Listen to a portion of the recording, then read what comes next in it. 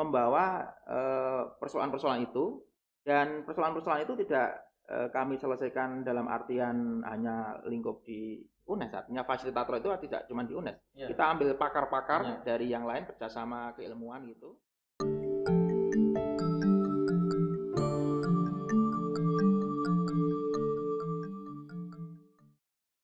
Halo Sobat UNES, jumpa lagi di podcast UNES bersama saya Dias. Kali ini kita akan membahas sebuah sekolah yang sangat istimewa karena ini akan menyangkut masalah politik Pancasila, yaitu sekolah politik Pancasila bersama dengan dua narasumber dari Fakultas Ilmu Sosial UNES, yaitu ada Pak Nur Rahmat atau Kak Nur Rahmat ini ya? Kak Nur saja ya. Iya, Kak Gudep ya Pak? Iya, tapi sebelumnya saya ucapkan salam Pancasila. Salam Pancasila. Ya. Kak Nur Rahmat dan Pak Aris. Pak Aris. Sebelumnya ini sekolah politik Pancasila ini menarik Pak. Apa itu sih Pak? Sekolah politik Pancasila itu? Dari Pak Nur Rahmat mungkin. Kak Nur Rahmat. Iya.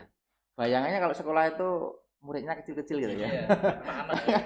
Kalau bicara perguruan tinggi kan ada yang S1, S2, S3. Nah, ini sekolah ini sebenarnya kalau kita melihatnya sebagai tempat bagaimana suatu hal itu dikaji, didalami, kemudian dipraktekkan. Nah, munculnya sekolah politik Pancasila ini latar belakangnya sebenarnya karena keprihatinan terhadap persoalan kebangsaan, terutama dari prodi PPKN dan ilmu politik dalam jurusan PKN, karena kita memang epistem community-nya itu kan mengembangkan politik dan Pancasila.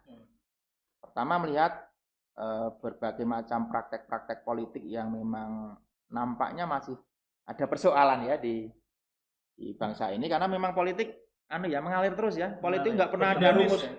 Iya, nggak ada rumus final politik itu nggak ada. Karena politik tidak ada suatu pakem ya. Nggak ada pakemnya. Bahkan kalau dikatakan temuan paling terbaru itu terus ya progresif. Nah, di satu sisi sebagai bangsa Indonesia itu ada apa istilahnya itu filosofi groundslahnya. Ada pikiran mendasarnya ya, yang itu namanya Pancasila. Sehingga memahami Pancasila yang keliru membawa dampak politiknya juga carut marut.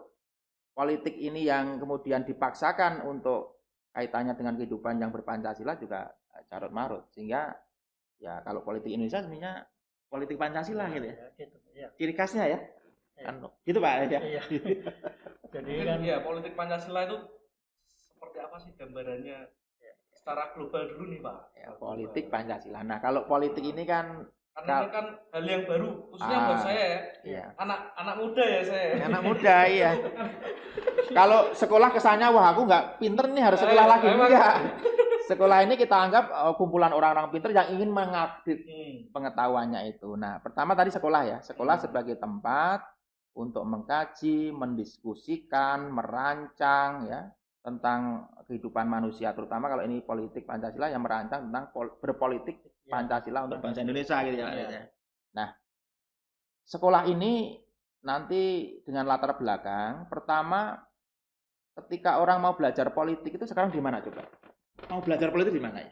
Kalau berpolitiknya nggak usah belajar berpolitik gitu ya. Karena politik itu kan dekat ya dengan kita ya sehari-hari mungkin ya malahan ya. Bangun tidur ini mau ke pasar yang mana? Politik ya. Itu politik. Cuman kalau sekolah secara formal ya mungkin ya. Iya. Mungkin ya kalau bayangan saya nih Pak ya. Itu ya hanya di jurusan ilmu politik. Nah, kan gitu. Jadi ini ke skill politiknya Pak. Skill. Jadi nanti di prodi saya terangkan gitu. Ini skill politiknya. Jadi kita kalau ditanya politik Pancasila seperti apa itu kita pasti bingung. Ya, kita bingung apakah seperti ini politik Pancasila, apakah ketika gebrak meja itu politik Pancasila gitu. Lah kita dengan keberanian atau kalau dari awal bilang aku Pancasila itu kemudian perilaku politiknya mesti politik Pancasila gitu ya. Kan ada pertanyaan-pertanyaan yang perlu kita itu sebenarnya sekolah politik Pancasila juga ajang untuk mencari untuk berapa itu kontemplasi itu apakah berpolitik yang sesuai Pancasila itu seperti apa. gitu.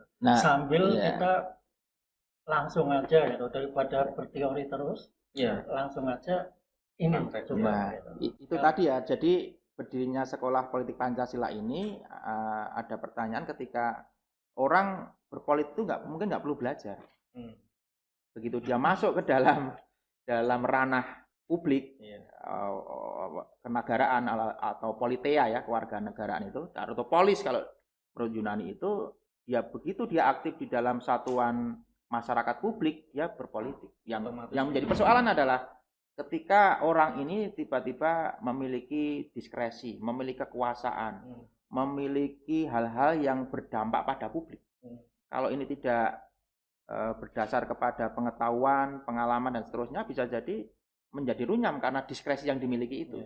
Ataupun ketika menjadi warga negara aktif, juga tidak bisa mengenal hak dan kewajiban sebagai warga negara. Terus pertanyaan lagi itu, kalau sekolah politik sekarang belajarnya di mana gitu? Kalau formal ya, padahal dalam sistem pendidikan nasional ya. Formal di ilmu politik formal dong. Pendidikan di Indonesia itu yang dalam sistem pendidikan nasional ya, Undang-Undang Nomor 20 Tahun 2003 itu ada pendidikan formal, pendidikan non formal, pendidikan informal. Pertanyaannya, kalau pendidikan formal jelas, masuk prodi ilmu politik, masuk PPKN untuk yang Pancasilanya gitu. Tapi sekarang bagi yang tidak mengenyam itu, dia mau belajar politik di mana? Ya beberapa di sekolah kader, ya. Beberapa ada di beberapa tempat yang memang partai-partai politik ya, partai-partai politik membuat sekolah-sekolahnya masing-masing. Untuk kader-kadernya. Ya, tetapi nanti kan itu role-nya ya, role-nya kan role partai. Sekarang kalau Pancasila, di mana orang mau mendapatkan pengetahuan Pancasila? Memang di sekolah formal sejak SD, SMP, SMA atau perguruan tinggi ada pendidikan Pancasila. Tetapi S2, S3 pendidikan Pancasila belum tentu ada. Sekarang yang tidak mengenyam pendidikan itu atau sudah dia lulus tetapi mau belajar Pancasila lagi, gimana itu? Nggak ada tempatnya kan? Apalagi sedang menduduki jabatan yang terkait dengan putusan-putusan yang terkait misalnya dengan sosial Pancasila, kewaspadaan ideologi, misalnya di Kesbangpol atau di MPR itu. Memang di lembaga-lembaga tersebut ada yang namanya istilahnya pelatihan gitu ya. Tetapi untuk masyarakat umum, di mana dia mendapatkan? Yang saya ketahui, sekolah Pancasila itu selain di pendidikan formal itu ada di sekolah MK. Saya pernah ke sana di Cisarua. Itu memang sekolah yang didirikan oleh Mahkamah Konstitusi gitu ya. Penjaga Undang-Undang Dasar. Ya, karena konstitusi ini kan formal juga atau formal punyanya Mahkamah Konstitusi. Jadi tempatnya di tempat yang sejuk. Mengapa? Karena konstitusi ini, Undang-Undang Dasar ini sebagai peraturan yang tertinggi yang dia harus mencerminkan ideologi Pancasila gitu. Nah, agar ini undang-undangnya sesuai gitu, kurang lebih begitu ya. Kemudian ada sekolah Pancasila. Tapi tempat itu selanjutnya di mana? Nggak ada. Nah, kami terpanggil gitu ya ceritanya dari itu yang melatar belakangi berdirinya sekolah politik Pancasila. Pancasila. Satu basisnya epistem community-nya karena kami itu memang mendapatkan mandat oleh negara.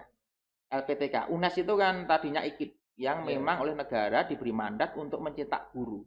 Nah, salah satu yang jurusannya itu dulu namanya CV Hukum, sekarang PPKN. Itu memang mandatnya untuk mencetak guru agar melakukan pendidikan Pancasila.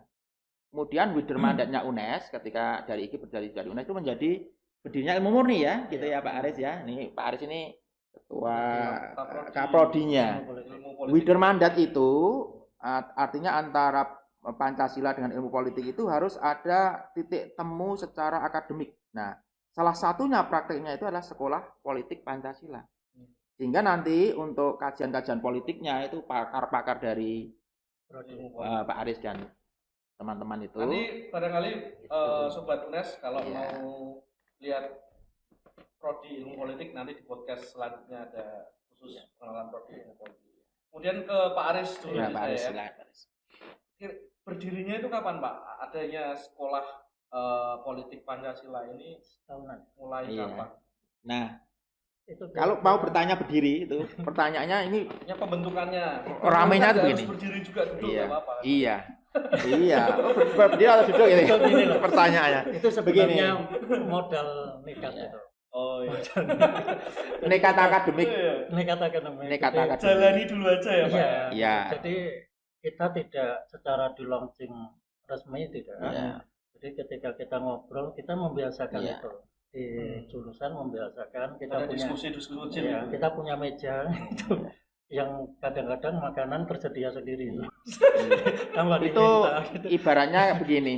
Itu kita langsung itu. Itu kalau Gini Iya, iya. lah, Cak Nur terbiasa nekat kan ya, langsung sekolah politik Pancasila. Iya. Nanti kamu ngajar ini, Iya. ngajar ini. Dan itu sudah ada kelas Desember. Jadi kelas Desember ini memang tadinya kita gunakan bahwa berpancasila itu harus setiap detik, setiap hari, setiap minggu, setiap bulan, dan setiap saat sebagai warga negara. Sehingga rancangan kita itu waktu awal kita membentuk namanya sekolah kelas Desember.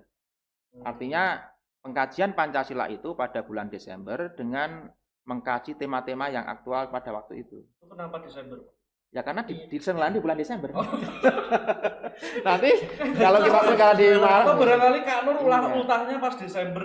Iya, memang betul. Sebenarnya Desember. Tapi bukan karena itu ya, bukan itu.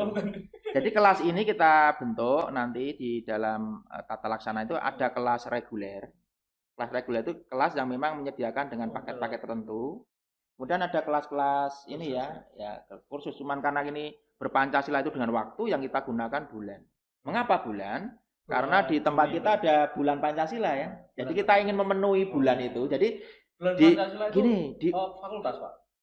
di UNES suatu kegiatan tradisi kita ketika menjelang lahirnya Pancasila gitu, kita mengadakan event-event karena event itu kan sebagai pendorong dari sekolah-sekolah. Nah, misalnya kayak Olimpiade dulu, Olimpiade Iya, Pancasila gitu. Terus kemudian nanti isinya retorika, bisa debat politik dan sebagainya. Nah, itu setiap bulan. Iya. Nah, bulan Pancasila ini kita sudah memasuki bulan yang ke-8. Ke-9 8 tahun ini. Karena itu tahun 2012 kita mulai pertama, tetapi yang nasional baru tahun ini baru kedua itu. Kita leading. Nasional itu baru bulan kedua. Bulan Pancasila kita sudah bulan ke-8. Nah, bulan Pancasila ini kita maksudkan karena dulu ketika mempersiapkan Pancasila itu memang membutuhkan waktu ya, ada periode bulan. Terutama kita memakai periode sidang pertama BPUPK. Itu antara bulan Mei sampai dengan Juni. Kemudian Julinya itu dihadapkan ke sidang yang kedua dan disetujui rancangan tentang Pancasila itu kemudian ditetapkan ya di 18 Agustus. Nah, kalau kita bicara tentang bulan ini seolah-olah bulan Pancasila 1 bulan, enggak. Maka kelas Pancasila ini per bulan kita penuhi. Artinya berpancasila itu bukan cuma pada 1 bulan, tapi dalam setiap bulan, setiap hari, setiap apa itu ya, jam itu, kesempatan dalam sepanjang tahun. Itu maksudnya, maka tadi namanya kelas Desember. Ya, kelas nanti ada kelas nih, kelas September, kelas dan seterusnya. Itu perancangannya kelas. Karena ini kan sekolah ini kan kegiatan yang melibatkan banyak orang, kemudian pengampunya juga banyak. Yang boleh anggota atau siswa sih, Pak? Kalau dalam sistem pendidikan ya, dalam pendidikan ya, dalam sistem pendidikan itu kan kalau namanya sekolah itu ada pengajar, ada siswa ya. Cuman dengan teori pembelajaran yang baru, dulu kan kesannya kalau yang namanya guru, yang namanya dosen itu satu-satunya sumber ya, serba kayak dewa pengetahuan gitu. Enggak, dalam Pancasila ini kita menggunakan istilahnya itu fasilitator. Fasilitator. Jadi kalau dulu kan memang pembelajaran itu hanya satu arah ya. Dari guru. Iya. Ini fasilitator, jadi karena kan bicara fasilitator, bicara kelas berarti ada penyampai ilmu duluan. Kemudian ada yang mendengarkan, ada yang ingin tahu. Ini ada feedbacknya. Ya, jadi ini tetap ada dua pihak, ini katakanlah seperti itu. Ini fasilitator, ini yang difasilitasi untuk dapat memahami, kemudian memberikan pengalaman tentang Pancasila itu. Sehingga ini siapa sih fasilitatornya ini gitu. Nanti ya para pakar yang ada di UNES, yang ada di jurusan itu, dan para praktisi. Karena Pancasila itu tidak bisa diklaim oleh oleh satu badan atau satu perorangan tertentu. Iya, bisa, ya. Sehingga di sini nanti praktik yang baik gitu ya. Ekonom yang baik, budayawan yang baik, seniman yang baik dalam arti citizen good ya, atau warga negara yang baik berdasarkan kriteria Pancasila itu dia nanti menjadi fasilitator karena berbasis pengalaman. Plus yang datang ini pun tidak kita anggap sebagai tabula rasa teorinya itu ya, sebagai kertas kosong ya nggak ngerti apa-apa tentang Pancasila dan politik gitu ya Pak ya. Ini kan snowball.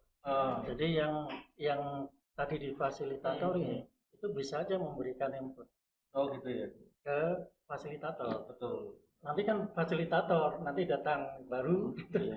Ini kita petikkan. Ini bisa input lagi. Jadi semacam diskusi jadinya sampai kita bisa menemukan format itu. Iya, maka dialog itu bagian dari metode utama. Yaitu fasilitator sebagai pemantik, ini sebagai keinginan, kemudian mereka berdialog. Jadi dialog ini yang dalam konteks kehidupan bermasalah berbhinneka tunggal ika itu sebagai sarana untuk saling belajar. Kendati kita tetap menyediakan pakarnya ya. Kita menyediakan pakar politiknya, kita menyediakan pakar Pancasilanya, namun untuk urusan kehidupan itu kita harus ada dialog saling mendengar. Pengalaman-pengalaman dari peserta didik atau sekolah kan begitu, kalau dalam bahasa sekolah politik Pancasila ini yang peserta sekolah politiknya itu dia diberi kesempatan untuk mengungkapkan pengalamannya. Tentu tidak nol ya Pak Ri, karena semua punya. Apalagi nanti sekolah ini levelnya pesertanya itu bisa pra. Karena mengapa pra? Karena yang namanya sekolah politik itu kan untuk orang dewasa ya. Nah kita menyiapkan itu untuk yang pra dewasa. Iya. Nggak tadi disebutkan kan katanya fasilitatornya ada yang dari pakar ekonomi, pakar budaya. Iya. Berarti kan artinya sekolah politik Pancasila ini tidak hanya sekedar bagaimana berpolitik, Pak. Ada ekonomi di situ, ada budaya di situ gitu. Kan Pancasila itu semua sebagai filosofi grundslag kehidupan gitu ya. Karena saya misalnya gini Pak, mendirikan pasar tradisional yang sesuai Pancasila seperti apa? Nah itu saya sepertinya saya perlu ikut sekolah ini. Warung cendol Pancasila ya. Warung cendol sampai Pancasila. Itu kan harus perlu itu kan, perlu perenungan kan gitu. Saya perlu ngitung duitnya seperti ini. Terus kemudian ahli kebijakan seperti ini, sehingga bisa dikeluarkan kebijakan yang sesuai dengan ideologi bangsa dan negara. Sehingga Pancasila tidak teoritis ya. Kalau ontologis nilai dasar itu kan sudah kita terima.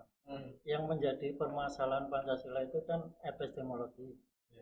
Jadi bagaimana Pancasila ini bisa dalam kehidupan diimplementasikan dalam kehidupan sehari. Iya, jadi karena Pancasila itu menjadi falsafah, tetap kajian-kajian keilmuannya, keilmuan Pancasila, keilmuan politik itu tetap kita tekankan karena dengan ilmu itulah kehidupan itu akan menjadi baik. Sementara pengalaman ini juga menjadi bagian yang perlu disinkronkan dengan teori-teori yang dipilih terbaik, sehingga dengan sekolah politik Pancasila itu juga pertama ya untuk keilmuannya agar terus-menerus mengembangkan politik itu sesuai dengan Pancasila.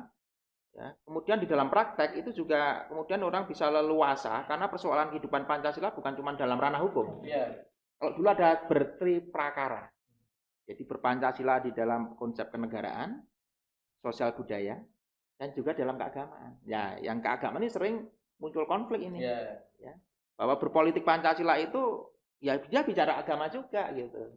Nah ini yang kemudian pengalaman-pengalaman kebangsaan ini terutama bagaimana dulu menggunakan Pancasila ya, mulai dari P4 gitu ya. Itu akan kita buat UKP, PIP, itu kita kaji sebagai lembaga-lembaga itu, tapi kita sebagai pelengkap lah. Kita tidak ingin menjadi seolah-olah yang paling Pancasila, enggak. Kita justru kita bersama-sama berpolitik Pancasila. Kemudian kan tadi fasilitator sudah nih Pak. Terus yang boleh gabung di sekolah peserta didik ini, peserta didik ya. Politik Pancasila ini siapa? Apakah hanya mahasiswa dari FIS atau ilmu politik sajakah, PKN sajakah, atau dari mahasiswa UNES boleh, atau bahkan masyarakat umum boleh? Oke, kalau gitu saya jelaskan dulu yang tadi fasilitator ya. Fasilitator itu tentu basis keilmuan epistem community-nya PPKN yang memang mendidik guru-guru PKN itu kita basis keilmuannya di situ sama ilmu politik ya, Pak Aris ini yang nanti ini sama pakar-pakar plus dari luar best practice-nya sama tokoh-tokoh tadi itu. Nah, sekarang siapa ini peserta sekolah ini? Tadi kita membagi kalau politik memang pendidikan orang dewasa, tetapi pendidikan Pancasila itu sejak kecil ya, sejak PAUD itu istilahnya itu semua umur lah ya. Sehingga kita memakai istilah itu nanti ada pra dewasa. Karena ketika bicara politik Pancasila itu memang kita belum ngajarin anak-anak TK itu bicara politik ya. Belum yang diajarkan itu Pak.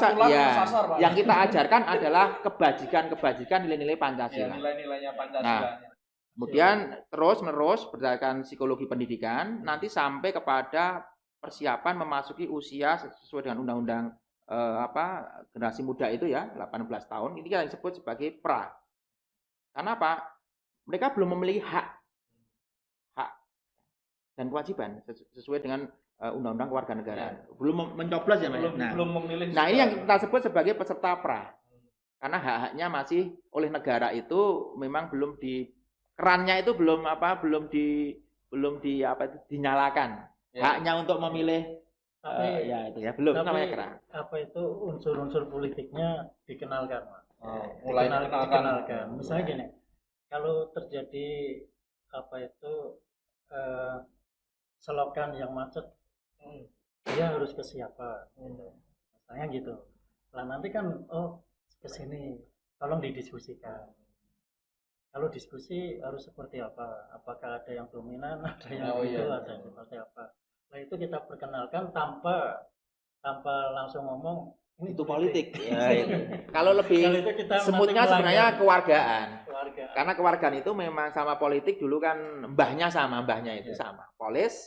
Politea, kemudian muncullah ilmu politik. Nah, ilmu politik ini di Indonesia itu atau di beberapa tempat kemudian dikatakan sebagai civic, ilmu kewargaan. Jadi di bagian awal itu adalah tentang kewargaan. Baru nanti secara politik setelah memasuki usianya. Nah, maka tadi pesertanya siapa? Ada pra, kemudian bisa profesi.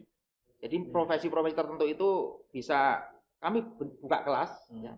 Bisa tuh kelas mahasiswa, artinya tidak tertutup hanya untuk mahasiswa di ilmu politik PPKN, di FIS, UNES, tetapi semuanya. Bahkan tadi bisa luar negeri bisa, karena kalau orang luar negeri misalnya mau kayak apa sih politiknya Pancasila di Indonesia itu dia bisa istilahnya itu berdiskusi mengkaji di sekolah politik Pancasila, sehingga kelas ini betul-betul kelas yang terbuka. Gitu. Jadi terbuka batasan. Kemudian tadi kan serta sudah, artinya dari kalau pra dewasa itu kan dari segi umur ya Pak ya. Kemudian profesi bebas ya, nggak ada batasan-batasan tertentu atau status kemahasiswaan tertentu juga nggak ada. Kemudian metode pembelajarannya ini seperti apa Pak di sekolah ini? Dialog tadi. Metode pembelajaran tentu karena ini keilmuan ya, basis keilmuan tentu kita mengenalkan berbagai macam filosofi dasar tentang perkembangan politik, filosofi Grundslag Pancasila. Kalau di dalam ilmu politik tentu sejarah, tujuan, ilmu politik, kemudian sistem politik, kemudian sampai kepada demokrasi dan seterusnya itu. Tapi kaitannya dengan Pancasila ini kita bicara tentang filosofi Grundslag Pancasila sebagai sistem filsafat. Ini yang secara umum dikenalkan dulu. Kemudian kita lihat bagaimana pengalaman-pengalaman teoritik ini tadi dialami oleh peserta tadi itu untuk mendialogkan. Kemudian mencari titik ideal, karena tujuan dari sekolah ini bukan sekedar untuk mendapatkan pengetahuan tetapi harapannya setelah selesai itu mendapatkan pencerahan pencerahan untuk ikut mendesain kehidupan yang lebih baik bagi bangsa Indonesia. Jadi memang metodenya dialog ya yang utama dialog. Terus kan kalau kita sekolah kan bayangannya ada dialog karena dialog seperti itu. Itu apakah ada satu lokasi tertentu untuk dialog atau tempat kelas ya. Kelasnya di mana gitu ya? Kelas yang kita gunakan karena ini berbasis lab. Pertama memang itu di Padepokan. Cuma di masa pandemi kita ubah kan kelas dari luring ke daring. Selama pandemi ini ya ini kita jadi mengenai tempat itu. Tetapi kelas ini karena Pancasila itu tidak menuju pada satu tempat, kita pun bisa misalkan teman-teman yang dari Sulawesi. Karena wah kami dari Kesbangpol katakanlah provinsi yang ada di Sulawesi. Daripada ke sini udah uang transport, macam-macam dan mahal dan seterusnya itu, kita bisa yang diundang ke sana. Kelas itu bisa kita hadirkan di sana. Artinya kalau masalah ruang itu tidak terikat. Ada indoor, outdoor, kemudian pembelajaran bisa tatap muka langsung atau dengan daring. Sesuai dengan kemajuan teknologi dalam pendidikan ya. Jadi kan bisa juga kan gini Mas. Sekarang tren kalau politik kan inovasi kebijakan publik, inovasi politik. Nah itu bisa kita garap. Ya jadi kita seperti tanda petik nih, kayak konsultan kebijakan, bukan konsultan politik. Jadi misalnya gini, gimana supaya kinerja suatu instansi bisa meningkat sesuai dengan nilai-nilai Pancasila, kita menerapkan itu. Gitu. Kita disuruh desain itu. Nah itu mungkin kita bisa dikomunikasikan dengan sekolah itu, politik Pancasila itu ya. Mungkin cara komunikasinya gitu. Komunikasi di Indonesia kan biasanya kan tidak mau ada yang berbeda misalnya. Nah kita mungkin harus mengajarkan ada public space, ruang publik, di mana orang bisa bicara secara curhat dan sebagainya. Nah itu kita inovasi terus. Prinsipnya setelah ini itu Nah itu yang disebut sebagai kelas tematik. Artinya ada persoalan baru dari profesi ini kok kami kepada siapa yang bertanya gitu kan? Umumnya begitu. Ada sekolah politik Pancasila di UNES, silakan aja ke sana membawa persoalan-persoalan itu, dan persoalan-persoalan itu tidak kami selesaikan dalam artian hanya lingkup di UNES. Artinya fasilitator itu tidak cuma di UNES. Kita ambil pakar-pakar dari yang lain, kerjasama keilmuan gitu. Dan kerjasama pusat studi, karena pusat studi untuk pakar-pakar politik, Pancasila itu, sehingga narasumbernya sekali lagi tadi, fasilitatornya itu nanti kita bukan cuma intern dari UNES ya, tapi juga ekstern, sesuai dengan kompetensi yang dimiliki itu. Itu tuh sudah bekerja sama dengan siapa? Kerjasama sama Kesbangpol. Ya, kita sedang merintis. Kemarin tuh sudah sama Kesbangpol dari Kabupaten Semarang ya. Sudah kita mau buat, cuman ketika muncul pandemi Covid ya, itu kemudian harus disesuaikan sesuai dengan RAP atau bahasa kebijakan itu ya, termasuk protokol kesehatan itu, kemudian kita tunda. Namun pembicaraan ini berlanjut, bahkan ini sampai ke Provinsi Jawa Tengah. Kebetulan sudah kontak-kontak kepada Kepala Dinas Jawa Tengah untuk di sana kan ada yang namanya kalau nggak keliru kewaspadaan ideologi. Itu yang kemudian harapannya muncul kesamaan persepsi ya, karena Pancasila ini jangan sampai menjadi alat politik, tetapi justru political weapon. Atau sebagai senjata politik itu, tapi justru sebagai hal yang membuat politik itu Empu Iyub itu bahasa Arabnya rahmatan Arabnya rahmatan lil alamin, Jawane Empu Iyub, bahasa Indonesia itu politik yang damai. Karena kan kalau kita ngomongin politik kan pasti konotasinya panas. Nah di sekolah padahal tidak begitu ya Pak. Jadi di sekolah politik Pancasila ini begitu masuk, harapannya setelah keluar itu politik itu menyenangkan sebagai perjuangan ke arah ke depan, itu tanggung jawab saya, tanggung jawab semua untuk menciptakan Indonesia itu yang itu berkeadilan sosial gitu. Untuk menciptakan tujuan-tujuan negara kita yang gemah ripah loh jinawi,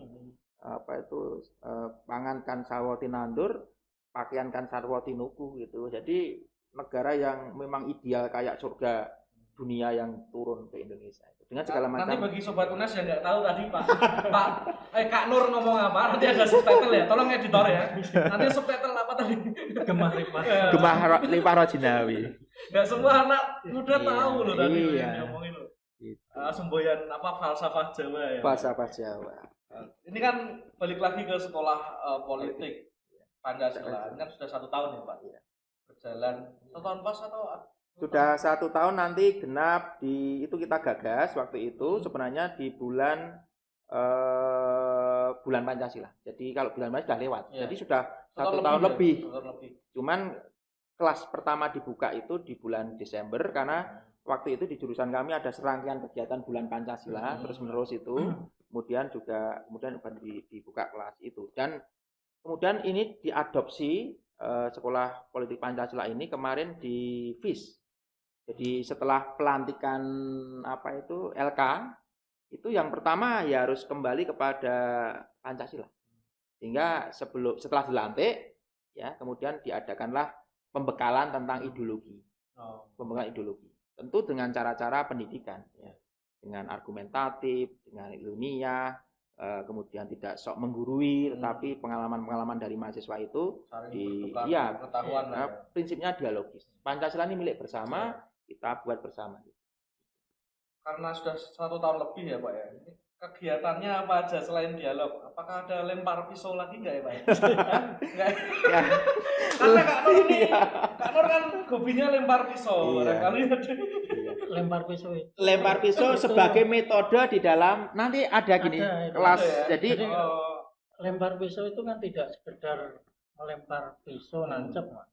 Ini kan di sini ada tanggung jawab. Ada. Kalau dia megangnya pisau keliru mengenai dirinya sendiri. Wah ini kan politik banget ya, Pak.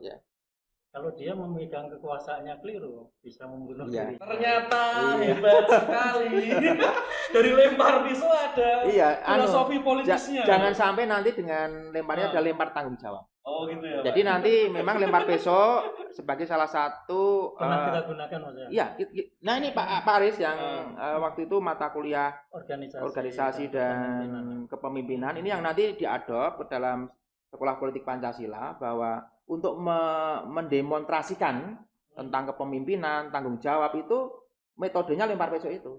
Jadi kalau di situ dia nggak hati-hati, nggak merancang gitu ya. Nggak merancang itu ya dia bisa melukai yang lain. Politik juga seperti itu. Melukai yang lain berkata-kata yang ngawur ya.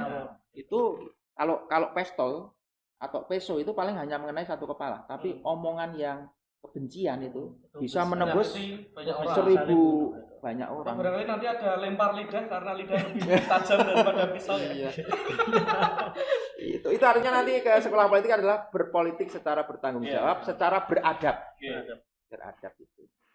Kemudian ini kan pesertanya sudah banyak ya Pak? Sudah banyak peserta itu.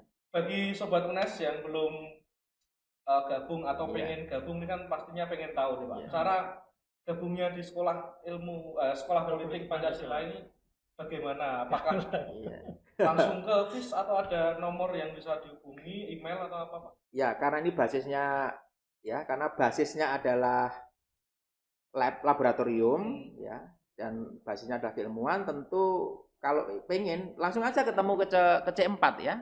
Ketemu ke C4 FIS. Nanti bisa ketemu sama aslabnya, bisa ketemu sama laborannya, sama bertemu sama UKM PIB ya. Satu-satunya UKM, unit kegiatan mahasiswa pengawal ideologi bangsa itu di Indonesia pertama kali berdiri ya di UNES. Bertemu dengan itu, kemudian atau bertemu dengan lab saya. Nah, nanti tinggal ini siapa yang mau mengikuti itu untuk kelas apa, apakah ada tema-tema yang ingin disodorkan untuk dikaji atau mengikuti paket kami seperti itu. Jadi berhubungan ke C4. Yang mungkin yang dekat ya bisa langsung ke UNES ya, ada buat sobat UNES. Kalau buat yang dari luar misalnya tadi dari provinsi di Sulawesi gitu, ada kontak personnya nggak Pak atau email yang bisa dihubungi mungkin? Iya. Untuk yang kontak person sama email kita sementara menggunakan alamat jurusan yaitu di kampus Gedung C4 ya, Fakultas lantai 1 FIS, kemudian UNES kampus sekarang Gunung Pati, Kota Semarang. Kode posnya 50229. Nanti kita tampilkan ya untuk alamat email atau kontak person yang bisa dihubungi ya. Barangkali teman-teman mau atau nomor HP nanti. Ya, nomor handphone bisa dihubungi, nanti kita tampilkan. Kemudian nih ini saya ke Pak Aris dulu Pak ya. Pak Aris dulu. Kita kan tahu ini anak-anak muda ini apalagi era sosmed ya Pak, kita tahu komentarnya macam-macam Pak. Nah itu menurut Pak Aris nih dari sebagai kaprodi ilmu politik, anak muda sekarang, anak-anak milenial istilahnya itu, pengetahuan politiknya seperti apa? Sudah sebagus atau seperti apa? Kalau menilai bagus tidaknya itu saya tidak berani menilai bagus atau tidak. Tapi kalau saya menilai mereka sudah punya keberanian, meskipun ada yang ngawur, ada yang benar, untuk menyatakan sesuatu. Bahkan saya menemui itu kalau kita belajar digital politik gitu, itu menemui anak-anak muda yang jadi buzzer. Oh, buzzer ya? Buzzer gitu. Jadi dia membela ya, terutama kita amati itu pemilihan presiden kemarin 2014 itu membela X dan membela Y gitu misalnya. Dia itu malah gerak sendiri. Sehingga ketika itu kita teliti itu kita sampai bingung. Ini pihak mana? Itu dia gerak-gerak kepentingan mungkin. Iya, dia jadi gerak-gerak sendiri dengan perasaan. Ya, kalau dalam perspektif Sekolah Politik Pancasila, media itu sebagai alat. Sebagai alat. Ya, media itu sebagai alat. Bahkan dalam konteks-konteks tertentu dia bisa menyuarakan kebajikan melalui itu dan lebih luas diterima. Juga sebagai alat kontrol sosial. Jadi kalau ada sesuatu, sekarang anak muda nggak demo ya, datang bareng-bareng itu nggak cukup diviralkan gitu ya. Diviralkan. Nah itu sebagai alat untuk kontrol sosial, tapi juga karena namanya alat itu kadang kalau yang memegang itu kurang bertanggung jawab, ya seperti besok bisa untuk mengancam-ngancam, ya bisa untuk mengancam, bisa untuk menjatuhkan. Maka dalam Sekolah Politik Pancasila ini nanti khusus mengenai itu ada di dalam konteks komunikasi politik. Jadi komunikasi politik itu harus tetap beradab, ya. Instrumen-instrumen politik itu juga harus tertata dengan baik sehingga jangan sampai salah ngomong gitu. Sebenarnya omongannya seperti itu, tapi karena terekam di media sosial itu kemudian malah dikatakan kejahatan dan sebagainya itu. Karena sekarang jejak rekam kita itu ada di media sosial. Kita juga harus hati-hati sih ya untuk memanfaatkan media sosial ini. Karena kan kita nggak tahu, mungkin dipotong-potong dari konteks yang besar. Kalau dalam politik biasa mas ya, karena rumusnya kan pembenaran dibagi ketidakbenaran. Jadi suatu kebenaran gitu misalnya nanti dilawankan ketidakbenaran yang terus-menerus, akhirnya nanti kan kesimpulannya tidak benar. Ya, itu namanya era post-truth ya. Post-truth ya. Ya post-truth. Jadi kebenaran itu ternyata anggur sesuatu itu diberitakan terus gitu seakan-akan secara habituasi itu benar gitu. Padahal substansinya tidak benar. Sehingga media sosial ini sebenarnya kalau kita melihat secara positif saja sebagai bagian temuan manusia yang harus dipertanggungjawabkan. Nah, kalau dalam kategori dipertanggungjawabkan dia menjadi alat pendidikan, alat menyebar kebajikan, alat kritik sosial, alat memperjuangkan tentang gender, alat memperjuangkan tentang pendampingan tentang terjadinya ketidakberesan di suatu tempat, itu alat. Nah, tetapi di sisi lain dia juga bisa menjadi pembunuh karakter yang luar biasa. Seseorang misalnya ya, Pak Aris ini atau siapapun itu dituliskan, diviralkan gitu, padahal nggak seperti itu, dia menjadi pembunuh yang luar biasa, sangat kejam sekali dan sampai anak cucunya pun akan mengenal gitu. Kenapa? Jejak digitalnya itu akan terekam dengan sangat baik. Nah itu makanya untuk santun, mentaati, justru istilah bermedia sosial secara Pancasila. Nah, diajarkan ya. Diajarkan nanti di sekolah politik Pancasila termasuk pemanfaatan sosial media. Jadi membedakan ini hoax atau fakta. Karena memang hoax ini kan jadi Pak, liar sekali, terutama di grup keluarga, grup WA keluarga, grup bapak-bapak RT. Jadi sensitif sekali Pak. Jadi lebih banyak yang dibahas soal urusan lain daripada ke RT-an gitu. Iya, betul. Jadi dan hoax ini sebenarnya membuat, kalau itu memang sengaja dibuat untuk maksud jahat, sebenarnya dia sedang membuat dosa abadi. Dosa abadi. Mengapa dosa abadi? Lawang itu terus-menerus akan di-download, diunggah, dibaca orang tanpa dia minta maaf. Dia membuat dosa abadi. Tapi kalau dia membuat kebajikan, dia membuat pahala yang konon itu terus-menerus tertuais. Ada orang membaca, pahala lagi, ada yang membaca, pahala lagi. Itu media sosial. Ya bagi sobat Nes ya, jadi dari penjelasan tadi kita bisa simpulkan bahwa lebih baik bermedia sosial yang santun dan membuat kebajikan Iya. apa sih Pak? Inspiratif kebajikan, inspiratif iya. kebajikan. Agar tidak ada dosa abadi tadi. Dosa abadi, Dosa abadi karena tadi, kalau ya. membuat hoax, membuat ujaran kebencian, dia membuat dosa abadi. Karena terus-menerus disebarkan. Tujuannya kan gini Mas, smart and good citizen. Smart and good citizen. Iya, menjadi warga negara yang cerdas, kemudian berkarakter. Ya, baik.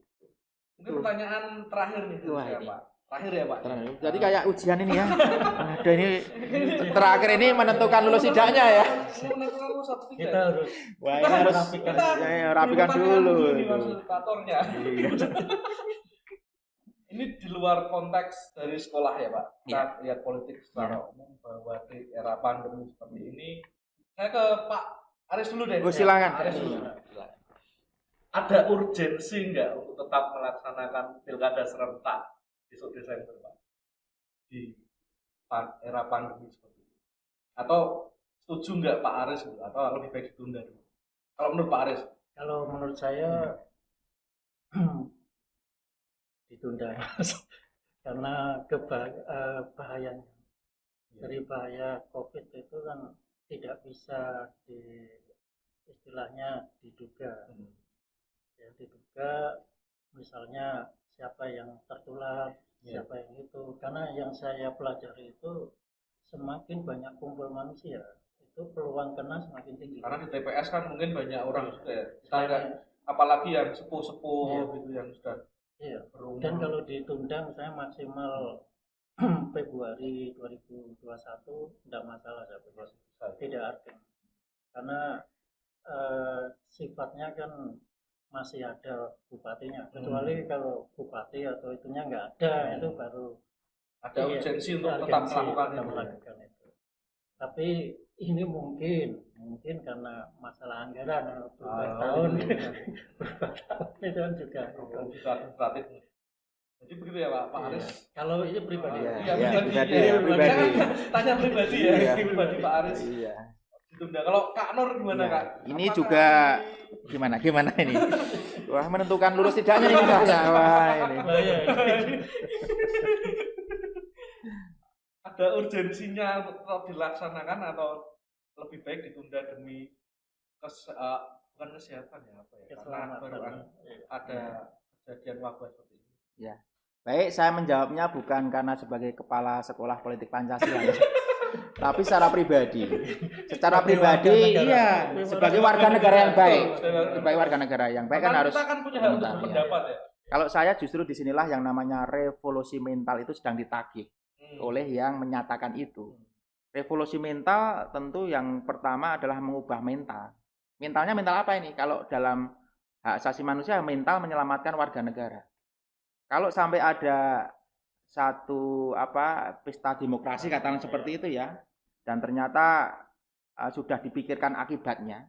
Salah satu akibatnya itu kan terkena COVID, terpapar, kemudian meninggal dunia. Itu artinya suksesnya pesta itu menjadi gugur, karena meninggalnya itu. Karena di dalam analisis katakanlah SWOT ya, analisis SWOT-nya misalnya itu mungkin terjadi ada paparan COVID dan menyebabkan kematian. Nah kalau sudah seperti itu kok dilanjutkan dan itu membawa dampak bagi seluruh masyarakat, ya sebenarnya kita sedang menagih sebenarnya revolusi mental yang dimau apa. Inilah saatnya revolusi mental, menyelamatkan rakyat ya.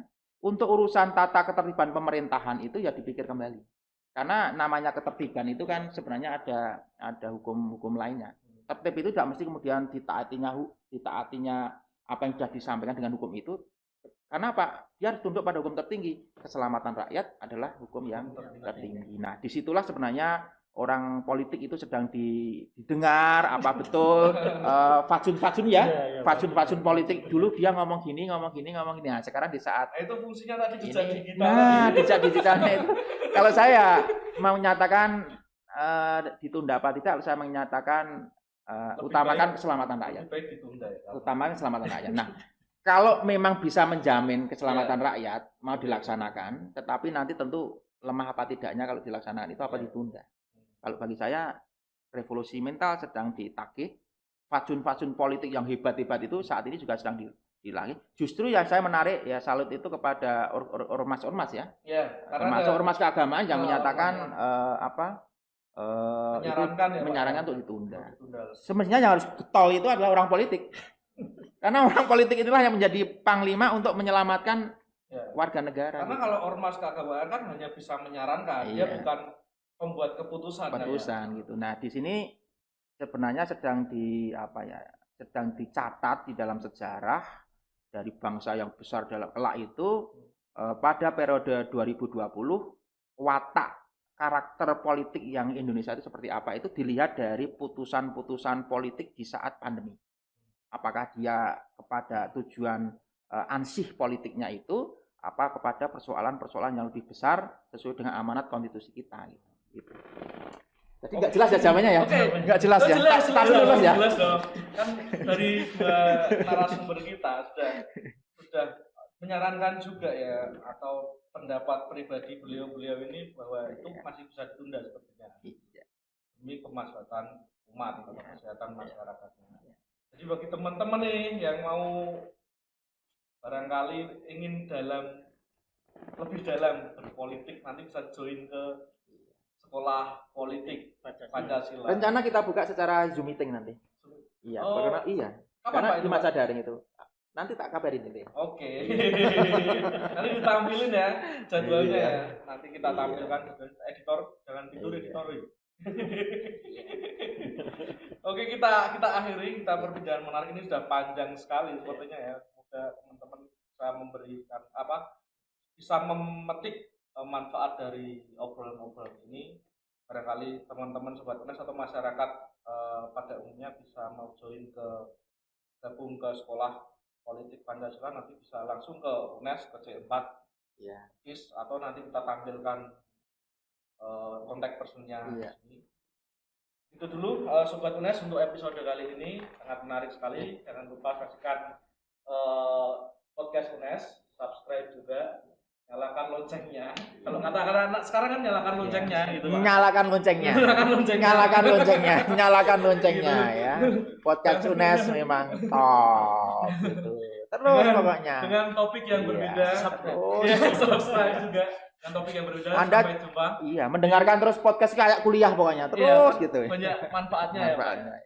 Sampai jumpa di lain kesempatan. Sampai jumpa. Dah.